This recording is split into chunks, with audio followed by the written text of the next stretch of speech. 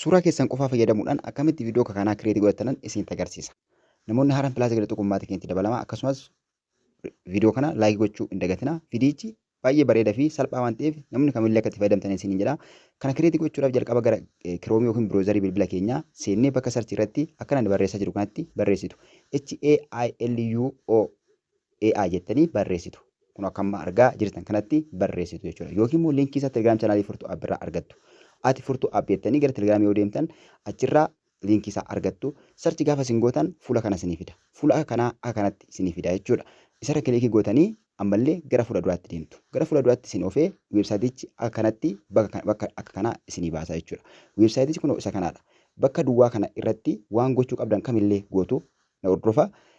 Akka edda seentaniin booda sign up gootanii imeelii keessan faana wal qabsiistan yookiin immoo googilii keessan faana wal qabsiistan hedduu gaariidha jechuudha. Hedduu aktiivii ta'ee isiniif hojjeta. Erga imeelii keessan faana wal qabsiistaniin booda bakka mallattoon suuraa jiru kanatti kilikii gootanii suura barbaadan irratti maxxansitu. Mallattoo akka suuraa fakkaatutu jira kun bakka karsariin jiru kana. Kanaan booda asirra kilikii gootanii gara galaarii keessanii deemtanii suura barbaadan gabaabaa haa ta'u dheeraa kan barbaadan dheeraa yoo fayyadamtan hedduu gaariidha jechuudha. Kan barbaadan fudhatanan immoo gara galaarii kiyyaa deemeen suuraan barbaade tokko fudhee fida. Iddoo kanatti fidataniin booda akkanatti rootitti godhee suura keessan isinii fida. Barreeffama bakka kanatti maxxanfamu immoo Telegiraam chaanaalii Furtuu App birraan isiniif kaa'ee achi dhattanii warri dhiiraa bakka shii jedhu qofa jijjiirtanii itti fayyadamuu dandeessu.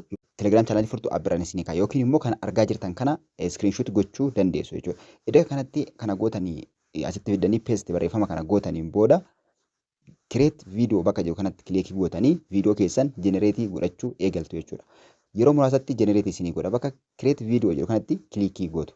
Yeroo isin kilikii gootan akka kanatti jenereet viidiyoo jedhee jenereetii gochuu eegala. Kun kan jalqaba jenereetii godheedha.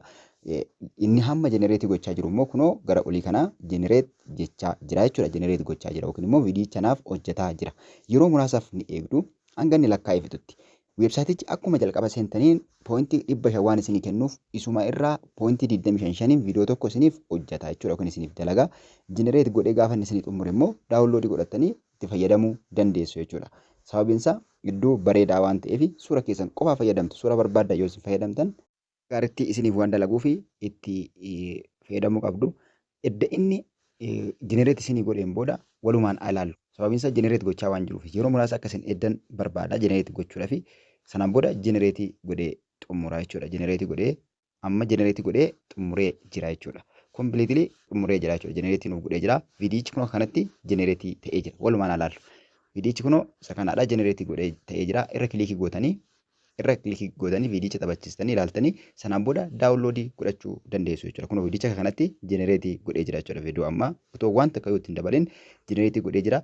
Jala isaa daawunlood kan jedhu waan jiruuf bakka daawunlood jedhu kilikii gootanii daawunloodii godhattu jechuudha. Kunoo jala kana daawunlood kan jedhu mallattoo daawunloodiitu jira jechuudha. Xiyya garagaltee jirtutu jira. Ishiirra kilikii gootanii daawunlood godhattu. Xiyya sana irra kilikii edda gootaniin booda wiis waatarmaark kan jedhutti kilikii gootu. Wiis waatarmaark kan jedhutti kilikii gootanii daawunlood godhattu. Kunoo kanatti daawunloodii godhee jira. Viidiyichi kunoo isa kanaadha. Itti gargaaramaa laayik gochuu hin dagatinaa walii keessaniif sheerii godhaa. Namoonni isin hin mijatu immoo gara yuutuubii deematii yuutuub chaanaalii Furtuu App sabskiraayib godhaa. Barumsa adda addaatu irra jira waan ta'eef irraa baradhaan isiniin jedha nagaatti.